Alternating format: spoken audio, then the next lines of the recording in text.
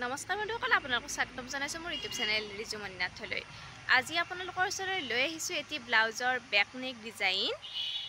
মই ভিডিঅ'টোত আপোনালোকক আৰম্ভণিৰ পৰা সকলোখিনি ভালদৰে দেখুৱাই দিছোঁ, গতিকে ভিডিঅ'টো স্কিপ নকৰাকৈ আৰম্ভণিৰ পৰা শেষলৈকে চাই থাকিব।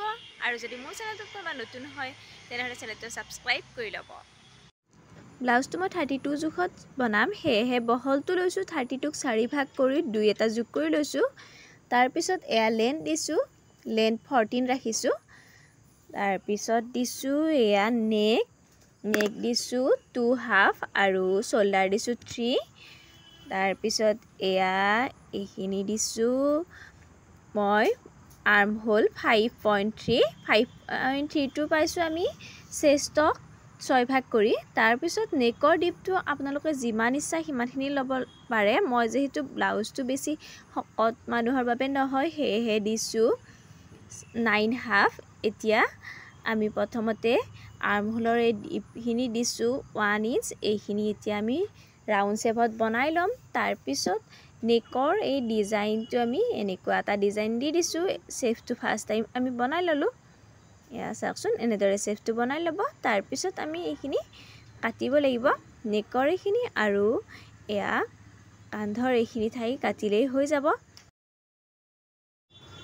এবাৰ আমি ব্লাউজটোৰ লাইনিংখিনি লগাই ল'লোঁ। লাইনিংখিনি লগোৱাৰ পিছতো এয়া ছাইডত, যিহেতু নেকৰ ছাইডত এনেদৰে আমি লগাব লাগিব, এইখিনি ঠিক কৰি চিলাই লগাই ল'লোঁ। এইখিনি আৰু মই দেখুওৱা নাই। এতিয়া আমি ডিজাইনটো কেনেদৰে বনাম তাক দেখুৱাইছোঁ। এয়া লৈছোঁ লেছ, এনেকুৱা টাইপৰ বেলেগ বেলেগ ডিজাইনৰ লেছ পায়, আপোনালোকে যিকোনো ডিজাইনৰ লেছ ল'ব পাৰে। মই এয়া সৰু লেছ এডাল লৈছোঁ। এতিয়া এই যিটো শ্বেপ দিছিলোঁ সেই শ্বেপটোৰ আমি লেছডাল লগাই লৈছোঁ। এয়া চাওক, লেছডাল আমাৰ লগোৱা হৈ গ'ল। এতিয়া আমি এই লেছডালৰ ছাইডত আকৌ এডাল লেছ লগাম। এই লেছডালৰ ডিষ্টেঞ্চ কিন্তু গোটেই ঠাইখিনিতে সমান হ'ব লাগিব, তেতিয়া দেখিবলৈ ভাল লাগিব। চাৰি চাইডে এনেদৰে আকৌ এডাল লেছ লগাই ল'লোঁ। এয়া চাওকচোন। এতিয়া আমি তল ছাইডেও অলপ ডিজাইন কৰিম, তাৰ বাবে এনেদৰে চিন দি লৈছোঁ, নহ'লে আকৌ লেছডাল লগাওঁতে ইফাল সিফাল হৈ যাব পাৰে। এয়া চিনটো দি ল'লোঁ। এতিয়া আমি সেই চিনে লেছডাল লগাই দিছোঁ। এয়া এইটো ছাইডে দিছোঁ এইখিনি, আৰু ইটো ছাইডেও ঠিক একেদৰে দি দিম। এয়া লগোৱা হৈ গ'ল। এতিয়া আকৌ অলপ ডিজাইন কৰি দিম। সেইখিনিৰ বাবে ইয়াতে আকৌ আমি আঁকি লৈছোঁ, মাজত ফুট এটা দি লৈছোঁ, মানে গোটেইখিনি একেবাৰে মাছ পাব লাগিব, সেয়েহে মাজৰটো দি লৈছোঁ। তাৰপিছত এনেদৰে আঁকি লৈছোঁ।